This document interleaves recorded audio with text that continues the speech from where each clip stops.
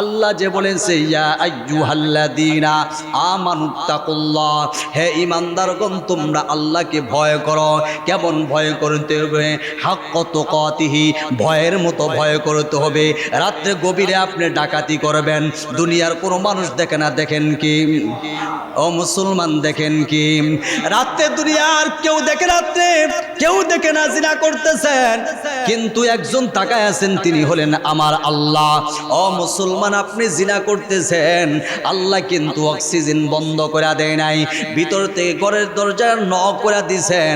আল্লাহ ডাক দিয়ে কয়, হে আব্দুর রহমান, হে আব্দুল করিম, ভালো করে শোন, ইচ্ছা করলে আমি আল্লাহ এই মুহূর্তে একটা মিনিটের জন্য যদি তোর অক্সিজেন বন্ধ করে দেই, তুই কিন্তু দম এটা মারা যাবি। এখানে অক্সিজেন বন্ধ করি নাই, নিয়মিত তোর দরজার ফাঁক দিয়া অক্সিজেন ঢুকায় দিছি, তারপরও কেমনে আমি আল্লাহকে ভুলে গেলি?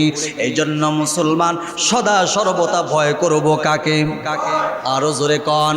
গুনাহ যখন করবেন চিন্তা করবেন দুনিয়ার কোনো মানুষ না দেখলো কিন্তু দুইটা ফেরেশতা আছে। আলহামদুলিল্লাহ আলহামদুলিল্লাহি নাহমাদুহু ওয়া নাস্তাঈনুহু ওয়া নাস্তাগফিরুহু ওয়া নাউযু বিল্লাহি মিন শুরুরি আনফুসিনা মান ইয়াহদিহিল্লাহু ফালা মুদিল্লা লাহু ওয়া মান ইউদ্লিলহু ফালা হাদিয়া লাহু ونشهد أن لا إله إلا الله وحده لا شريك له ونشهد أن محمدًا عبده ورسوله أما بعد فأعوذ بالله من الشيطان الرجيم بسم الله الرحمن الرحيم ومن أحسن قولا ممن دعا إلى الله وعمل صالحا وقال إنني من المحسنين صدق الله مولانا العظيم وصدق رسوله النبي الكريم ونحن على ذلك لمن الشاهدين والشاكرين والحمد لله رب العالمين شكرين بري بلغ العلا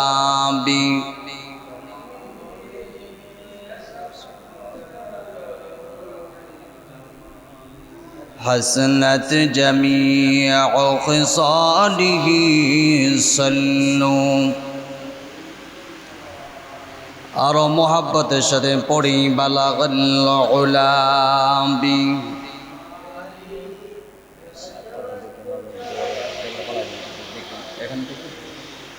হাসনাত জামিউ খিসালিহি সাল্লু আলাইহি তাওহীদ কি আমানত